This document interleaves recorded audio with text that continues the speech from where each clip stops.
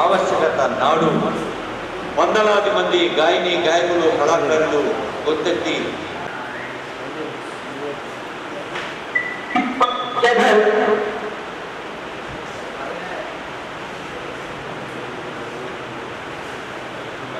తుమ్మల నాగేశ్వరరావు గారిని వేదికపైకి ఆహ్వానిస్తున్నాం. కొద్దిసేపట్లోనే ఆంధ్రప్రదేశ్ సీఎం గారు వస్తున్నారు. అలాగే మంత్రివర్యులు సీఎం గారు, డిప్యూటీ సీఎం గారు, శాసన మండలి చైర్పర్సన్ గారు, ఇంకా స్పీకర్ గారేమో రైతు వేదిక నుంచి పాల్గొంటున్నారు. గౌరవ మంత్రులు శ్రీధర్బాబు గారు, ఉత్తమ్ కుమార్ రెడ్డి గారు, దామోదర్ రాజనరసింహారెడ్డి గారు, కోమటిరెడ్డి వెంకటరెడ్డి గారు, గౌరవ వైద్య ఆరోగ్య శాఖ మంత్రులు దామోదర్ రాజనరసింహ గారు, పొంగులేటి శ్రీనివాస్ రెడ్డి గారు, పొన్నం ప్రభాకర్ గారు, కొండా సురేఖ గారు, డాక్టర్ ధనస రామశయ్య సీతక్క గారు, జోగుల కృష్ణారావు గారు, శ్రీ గడ్డం వివేక్ వెంకటస్వామి గారు, అడ్డూరు లక్ష్మణ్ కుమార్ గారు, వాకిటి శ్రీహరి గారు, అలాగే planning board vice chairman Chinnareddy గారు, ఇంకా ఎందరో పెద్దలు వేదికపైకి వేయించారున్నారు.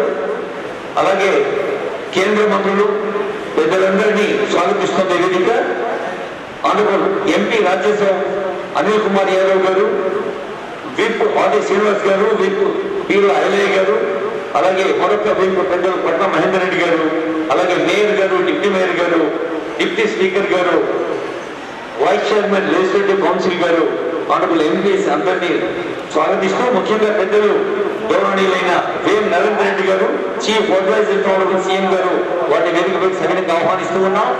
గవర్నర్ మహమ్మద్ అలీ షబీర్ గారు honourable adviser, governor Priyanka madam గారు అందరికీ స్వాగతం పలుకుతూ ఆనరబుల్ ఎమ్మెల్సీ మహేష్ గౌడ్ గారు వేయించేశారు, వారికి స్వాగతం. రాజారెడ్డి గారు హార్టికల్చర్ యూనివర్సిటీ, అల్దా జానే గారు వ్యవసాయ విశ్వవిద్యాలయం.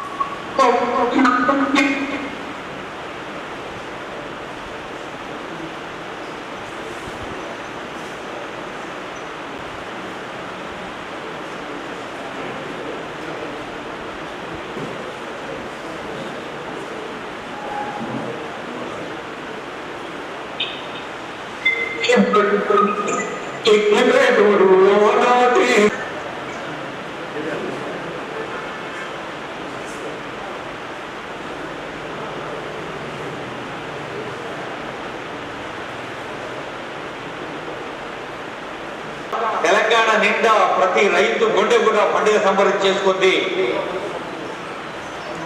ఎన్నడూ లేని విధంగా చారిత్రాత్మకంగా 9 రోజులు 9,000 కోట్లు వానాకాలం రైతు భరోసా ఈ రైతు పండుగను ఈ వేదిక నుంచి ముఖ్యమంత్రి గారు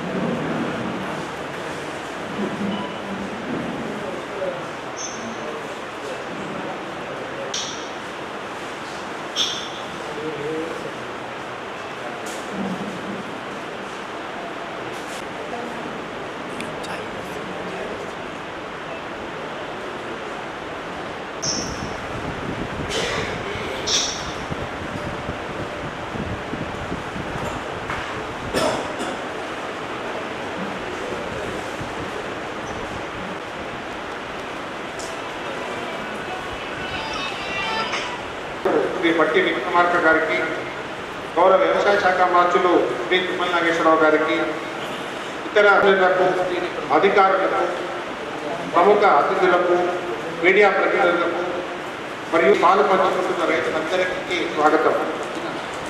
ఈ సంవత్సరం వానాకాలం నాట్ల భరోసా పథకం కింద పంట పెట్టుబడి సాయాన్ని సంవత్సరానికి ఎకరాకి 12,000 పెంచుకున్నాం. తెలంగాణ ప్రజాప్రభుత్వం వ్యవసాయాన్ని లాభసాటిగా చేయడానికి కట్టుబడి ఉంది. భవిష్యత్తుకు భరోసా కల్పించడమే లక్ష్యంగా వ్యవసాయ అభివృద్ధి మరియు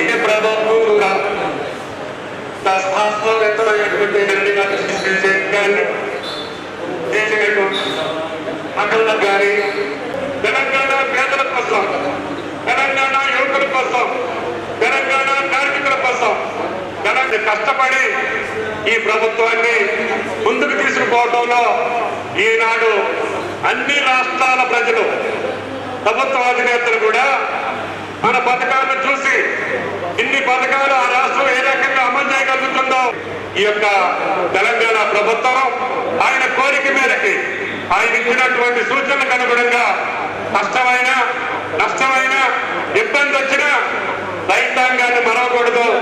రైతాంగం సుభిక్షంగా ఉంటేనే దేశం సుభిక్షంగా ఉంటుందని రాజీవ్ గాంధీ గారు ఇచ్చినటువంటి సూక్తులకు అనుగుణంగా ఆయన పాదాల చెంతన ఈనాడు ఇది మనం చేసుకునే సంబరాలు కాదు, ప్రభుత్వం చేసేటటువంటి సంబరాలు కాదు.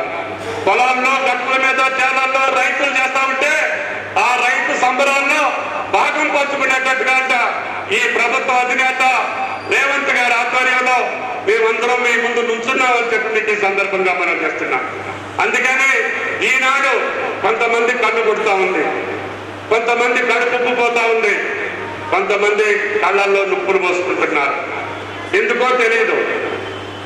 కేంద్రంలో ఉన్న ప్రభుత్వ అధినేతలు కూడా ఇంకా అది చేయలేదు ఇది చేయలేదు రుణమాఫీ పూర్తి కాలేదని కోట్ల ఖాతాల్లో జమ చేస్తే ఈ దేశానికి అంతర్గత పద్ధతులు రుణమాఫీ రేవంత్ రెడ్డి గారి ప్రభుత్వం తప్ప ఇంకొకటి కాదు అని చెప్పి ఈ సందర్భంగా మనం చేస్తున్నాం.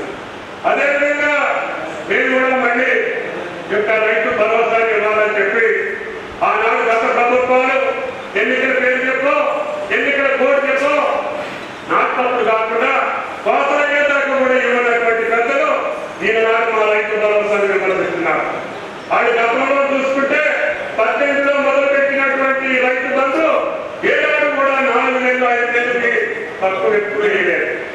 కానీ మన ముఖ్యమంత్రి ప్రజా ముఖ్యమంత్రి రేవంత్ రెడ్డి గారు అన్న కష్టాలున్నా మన పంట కాలానికే వేయాలి, రైతు ఇప్పుడం పెట్టుకునే రోజుకాయ జేబులో డబ్బులు ఉండాలి, నాకేసే ముందే నువ్వు డబ్బులు ఇవ్వాలని చెప్పి బట్టి గారి మీద ఒత్తిడి తీసుకొచ్చి ప్రభుత్వంలో ఉన్నటువంటి మంత్రుల యొక్క సహాయ సహకారాలతో ఈనాడు ఒకే ఒక్క వారంలో ఏ చరిత్రలో లేదు గత 3 నెలలు 4 నెలలు వేసినటువంటి రైతు భరోసా ఆ రోజు విశ్వవిద్యాలయానికి మేము ప్రకటించాం. ముఖ్యమంత్రి గారు 9 రోజుల్లోనే 9,000 కోట్లు వేస్తానంటే అందరూ కొద్దిగా అపహాస్యం చేశారు. అదేవిధంగా దాన్ని కాదులే అని చెప్పి ధీమాగా పడుకున్నారు. కానీ ఈ రోజు సాయంత్రం లేచి అదే ఇది ఎట్లా సాధ్యపడింది, రేవంత్ రెడ్డి గారు చేసేటటువంటి కార్యక్రమం నిజంగా జరిగిందని ఆయన లేచి మేలుకొని చేసుకునే రోజులోనే 9,000 కోట్లు ఈ రోజు రైతుల ఖాతాల్లో సుమారు 70 లక్షల మంది రైతుల జేబుల్లో ఇందాక సౌతాన్య గారు స్విచ్ ఆన్ చేసి ఇక్కడికి వచ్చారని చెప్పుకోవడానికి ఈ సందర్భంగా మనం చేస్తున్నాం. అందుకని ఈ ప్రజా ప్రభుత్వం కష్టాలున్నా ఇబ్బందులున్నా మాట తప్పని ప్రభుత్వంగా నిలవాలని మాకు ఇంకా అనేక కార్యక్రమాలు పథకాలు ఉన్నాయి. గట్టిగా ప్రకటించేటటువంటి పథకాలు ఇంకా చాలా ఉన్నాయి. మేము పాత ప్రభుత్వంలో చేసినటువంటి ఏ యొక్క పథకాన్ని కూడా రద్దు చేయాలి. పేదలకు కావాల్సినటువంటి అన్ని పథకాలను కొనసాగిస్తూనే మేము ప్రకటించినటువంటి పథకాలను కూడా ఈనాడు కొనసాగించేటటువంటి శక్తి ఈనాడు భగవంతుడు ఈ ప్రభుత్వానికి రేవంత్ రెడ్డి గారు ఇచ్చారని చెప్పి ఈ సందర్భంగా మనం చెప్తున్నాం. అది మీరు తెలంగాణ రైతాంగం ఇచ్చినటువంటి శక్తి, మీరు ఇచ్చినటువంటి బలం. అందుకని గ్రామీణ తెలంగాణ మా గుండెల్లో ఉంటుంది. ఎన్ని కష్టాలు వచ్చినా సరే రైతాంగాన్ని మర్చిపోయే ప్రసక్తి రాదు అని చెప్పుకోవడానికి ఈ సందర్భంగా మనం చెప్తున్నాం. ఒకే ఒక సంవత్సర పంట కాలంలో 1,00,000 కోట్లు వివిధ రూపాల్లో రైతాంగాన్ని ఖర్చు పెట్టినటువంటి ఏకైక ప్రభుత్వం రేవంత్ రెడ్డి గారి ప్రభుత్వం. దానికి లెక్కలన్నీ చెప్తే ఈ జీవితకాలం పాలించినటువంటి ఏ రాష్ట్రం కూడా 10 సంవత్సరాలు పాలించినటువంటి గత ప్రభుత్వ కాలంలో కూడా 1,00,000 కోట్లు రైతాంగాన్ని ఖర్చు పెట్టినటువంటి చరిత్ర మీకు లేదు. కాబట్టి ఈ యొక్క రైతు భరోసా గురించి కానీ రైతాంగ కార్యక్రమాల గురించి కానీ మీరు ఎక్కువ మాట్లాడి విజ్ఞప్తి చేయదలుచుకున్నారు. ఇంకా మాకు చేయాల్సినటువంటి అవసరం ఉంది, ఇంకా మేము చేయాల్సినటువంటి పరిస్థితులు ఉన్నాయి. మేము ఇంకా రూపకల్పన చేస్తున్నాం. తప్పకుండా మాకు ఇచ్చినటువంటి 5 సంవత్సరాల కాలంలో మేము అన్నటువంటి అన్ని మాటల్ని నెరవేర్చి మీ దగ్గర శభాష్ అనిపించుకొని మీరు రేవంత్ రెడ్డి గారిని మళ్ళీ గెలిపించమని చెప్పడుతాం తప్ప వేరే రాజకీయ కార్యక్రమాలు మాకు అవసరం లేదు. ఆ రకమైన తల వచ్చేటటువంటి పరిస్థితి మాకు రాదు అని చెప్పి మీకు ఈ సందర్భంగా మనం చేస్తూ ఈ శుభ సందర్భాన వీటికన్నిటికీ కూడా అన్నిటికీ కలుపు కట్టుకొని ఎంతో మంది ఎన్నో రకాలుగా అన్నా కూడా 9 కోట్లు ఈ రోజున రైతుల ఖాతాలో వేయడానికి సహకరించినటువంటి మా ఆర్థిక మంత్రి, అదే 9,000 కోట్లకి రైతుల ధరలో జమ చేసినటువంటి మా ఆర్థిక మంత్రి మాకు గౌరవనీయులు శ్రీ హెచ్ విక్రమార్క గారిని ప్రసంగించవలసిందిగా కోరుతున్నాను. రేవంత్ రెడ్డి గారికి, గౌరవ రాష్ట్ర మంత్రివర్యులు వ్యవసాయ శాఖని పండగలాగా మార్పుతూ పనిచేస్తున్నటువంటి నాగేశ్వరరావు గారికి, గౌరవ ఇండస్ట్రీస్ ఐటీ శాఖ మార్చులు గుప్పిల శ్రీధర్ బాబు గారికి, గౌరవ రెవెన్యూ శాఖ మార్చులు శ్రీనివాస్ రెడ్డి గారికి, గౌరవ గ్రూప్ సర్వీసెస్ యాన్యువల్ ఇన్వెంటరీ శాఖ మార్చులు మార్కెట్ శ్రీహరి గారికి, Panchayat Raj and rural development గౌరవ మంత్రివర్యులు శ్రీమతి సీతక్క గారికి, గౌరవ రాష్ట్ర మంత్రివర్యులు ఎక్సైజ్ అండ్ టూరిజం శాఖ మంత్రులు శ్రీ తిరుపతి కృష్ణారావు గారికి, గౌరవ శాసన పరిషత్ సభ్యులు రాష్ట్ర కాంగ్రెస్ కమిటీ అధ్యక్షులు శ్రీ మహేష్ కుమార్ గౌడ్ గారికి, ఆ తోటి శాసనసభ్యులందరికీ సహా వ్యవసాయ శాఖ సంబంధించినటువంటి అడ్వైజర్స్ ఉన్నారు, రాష్ట్ర ప్రభుత్వ అడ్వైజర్స్ ఉన్నారు, కమిషన్ చైర్మన్ గారు ఉన్నారు, సభ్యులు ఉన్నారు. అయినా వర్షం వచ్చేట్టుగా ఉంది కాబట్టి మీరు అందరూ పేరు తీసుకోకుండా వేదిక మీద ఉన్నటువంటి పెద్దలందరికీ, ఆ ముందు కూర్చున్నటువంటి పెద్దలందరికీ, అందరికీ ఈ 9,000 కోట్ల రూపాయల్ని రైతు భరోసా పేరు మీద దాదాపు 70 లక్షల రైతులకి 9,000 కోట్ల రూపాయల్ని 9 రోజుల అకౌంట్ వేసి సాక్షాత్తు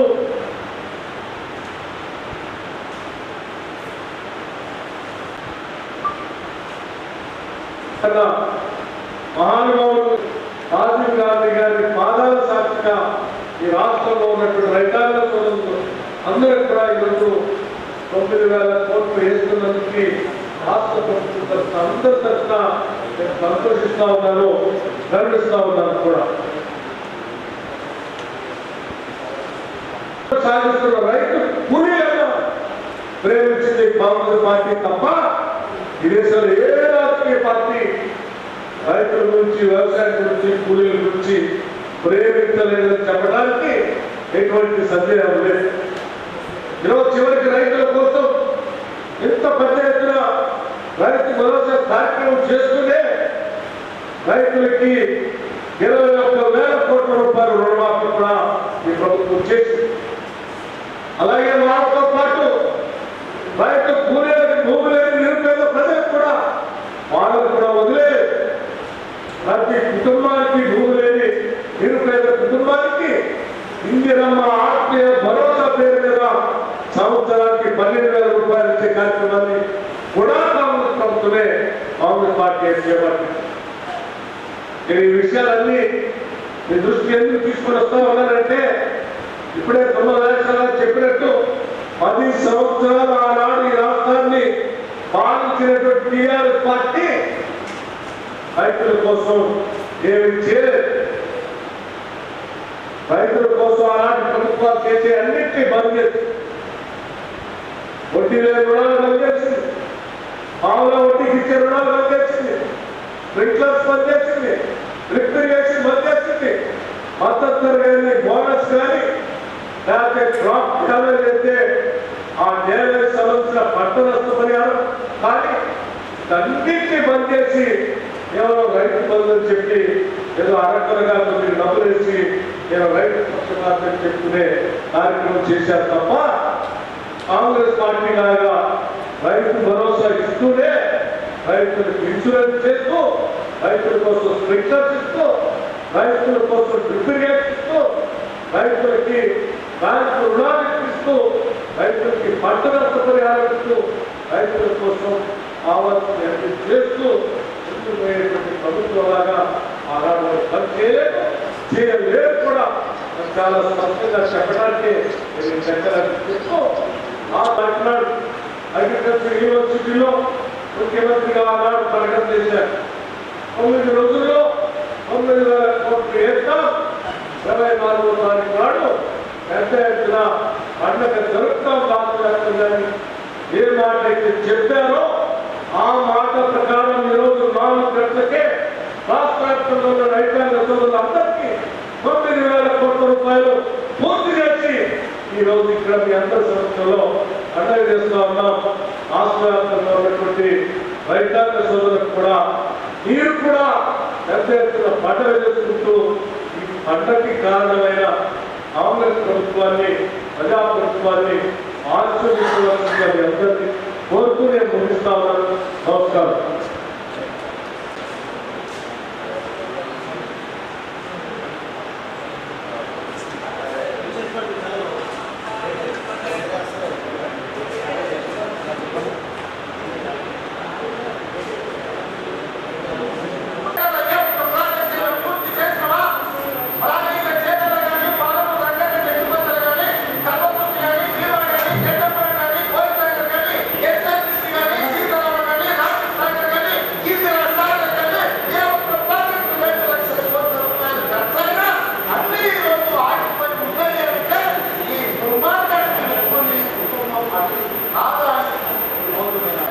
చంద్రశేఖర్ రావు ఆనాడు సోనియమ్మ తప్పించి కాదు దండ పెట్టి కడుపులో తలకాయ పెట్టి నీతో చేస్తాను అబద్ధాలు చెప్పి నా దేశం నుంచి నాడి బజార్లో మోసం చేసిన చరిత్ర మీరైతే తెలంగాణ ఇచ్చిన సోనియమ్మ కంటగా నిలబడాలి. ఆమె బిడ్డగా కలిసి కథం చంద్రశేఖర్ రావు నువ్వు చెప్పిన తాకినాడు అదే వ్యక్తించే మాత్రం శ్రీధర్బాబు గారు తీసుకుంటారు. నువ్వు నేను చెడ్డ పోరాడు జనంలో తెలంగాణకు అన్యాయం చేసేవారు రామయ్య సేవలను తరలించే లక్ష్యం కోరుకునేవాడు ఇవాళ గోదావరి పంపించేవారు 3000 టీఎంసీ సముద్రంలో కోరుకున్నాయి. రాయలసీమకు కార్యక్రమం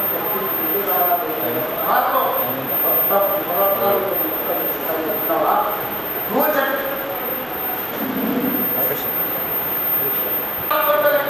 తరలించడానికి 2016లో నేను నిర్వహించిన మాట వాస్తవం కాదా? 2018లో డాక్టర్స్ను నియమించింది నిజం కదా?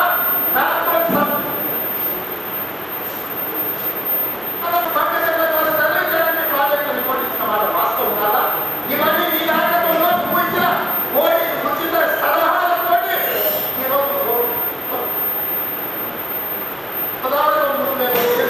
సముద్రంలో పోతున్నాయని ఈ కుమారుల సూచనలతోనే ఈ ఓటు రైతులు కాపాడుతున్న మాట నిజంగా చంద్రశేఖరరావు గోదావరి జలాలను రాయలసీమకు తరలించబోయని రోజన్న పెట్టిన రాయి సంగతి రోజుల కృషిని రాయలసీమను రచనాత్మకని చెప్పిన చవటం కావాలని నేను అడుగుతున్నాను.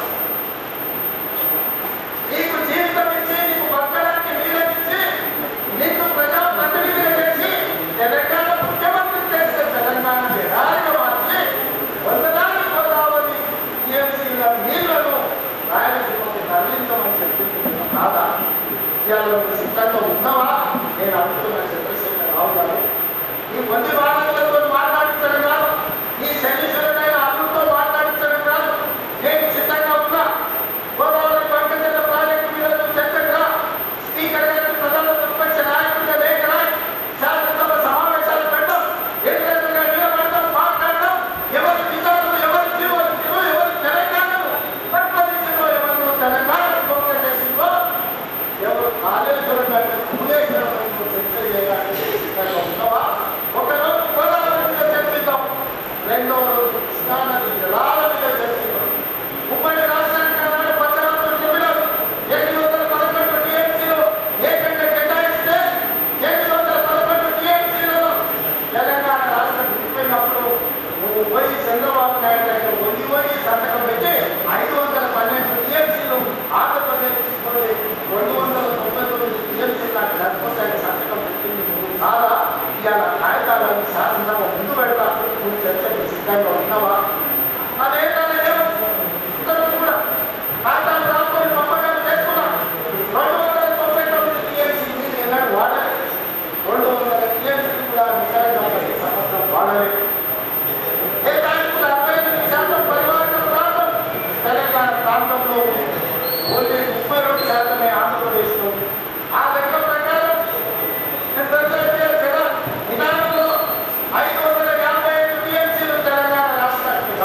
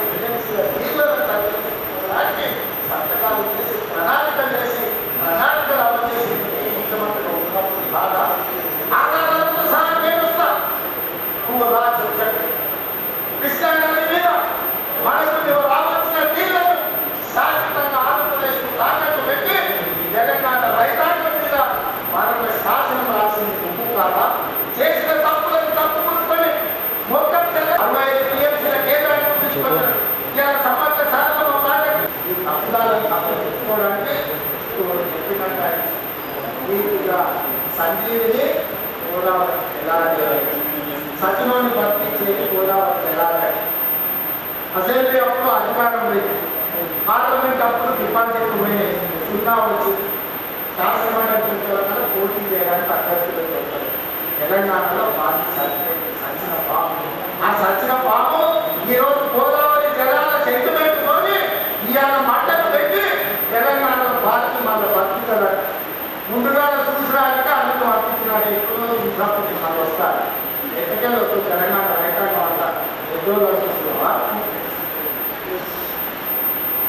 మీ స్పీకర్ గారికి లేఖ రాయండి, శాసనసభ సమావేశాలను ఏర్పాటు చేయడం, గోదావరి జలాలను ఒకరు, కృష్ణానది జలాలను ఒకరు చర్చ పెట్టడం, గోదావరి జలాలను తరలించుకోమని ఎవరు, రాయలసీమ రచనాలసీమ చేస్తారని ఎవరు ఈ రోజు సంపూర్ణంగా చర్చ చేద్దాం. ఏ తప్పు చేసినట్టు ఒక్క కాగితం చూపించినా నేను ప్రభుత్వం ఆంధ్రప్రదేశ్ ప్రణాళిక రచించినప్పుడే కేంద్ర ప్రభుత్వాన్ని విజ్ఞానం చేసినాం, కేంద్ర ప్రభుత్వానికి చెప్పొచ్చినాం, కట్టినాం. మీరు వాళ్ళకి సహకరిస్తే సుప్రీంకోర్టులో కలుసుకుందాం. ఈ సంగతి వాళ్ళ సంగతి అక్కడ దేని సంగతి చెప్పొచ్చినాం మేము. మా చుట్టూ మరేంటి రాష్ట్రాన్ని కోరుకుని తెలంగాణ ఎలాగ మార్చి ప్రాజెక్టులన్నింటినీ పడాలు పెట్టి ఈ రోజు బాబులు పడుతున్న నువ్వు ఈ ప్రజా ప్రభుత్వాన్ని నిర్మిస్తావా? అందుకే మిత్రులారా, మరొకసారి చెప్తున్న ప్రియ మిత్రుల ద్వారా చంద్రశేఖరరావు గారు నేను సూటిగా సవాలు విసురుతున్నా. గోదావరి కాంగ్రెస్ మీద పూర్తి స్థాయిలో చర్చ చేద్దాం. మీరు స్పీకర్ గారిని లేఖ రాయండి. మీరు ఏ తారీఖు నాడు మా ప్రజా ప్రభుత్వం చర్చలకు సిద్ధంగా ఉంది, ఆధారాన్ని నేను తీసుకొని వస్తా. తెలంగాణ రోడ్డు ఎవరు, గోదావరి జలాల పొందేవరో శాసనసభలో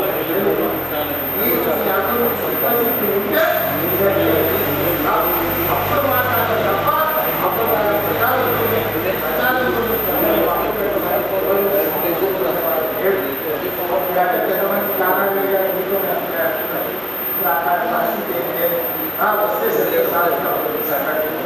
అందుకే మిత్రులారా, ఇవాళ నేను ఒకటే మాట చెప్పదలుచుకుంటున్నాను. వ్యవసాయం ఎంత దాకైనా ఎవరితోనైనా కొట్లాడటం, ఈ తెలంగాణ రైతాంగానికి వ్యవసాయాన్ని లాభసాటిగా చేసే వరకు మా ప్రభుత్వం అండగా నిలబడుతుంది. ఈ రైతాంగ ఆశీర్వాదం ఉన్నోడే రాదైతాడు, ఈ రైతులు తిరస్కరించినోడు ఎవడైనా రావణుడైతాడు. అందుకే రావణాసుడు అయిపోయి బాబుతో నిద్రపోతున్నాడు. ఇవాళ రైతులు రాజు చేసే ప్రభుత్వం వేదిక మీద ఉన్నది. ఇంత మంచి కార్యక్రమాన్ని ఏర్పాటు చేసి తెలంగాణ రైతాంగంతో మాట్లాడడానికి అవకాశం కల్పించిన వ్యవసాయ శాఖ, ఆర్థిక శాఖకు మనస్ఫూర్తిగా కృతజ్ఞతలు తెలియజేస్తూ, నెక్స్ట్ ఈ అసైన్మెంట్ కంప్లీట్ అయింది, బట్టిగా లేదు, విరామం తీసుకుందాం అనుకుంటున్నట్టు బట్టిగారికి విరామం లేదు.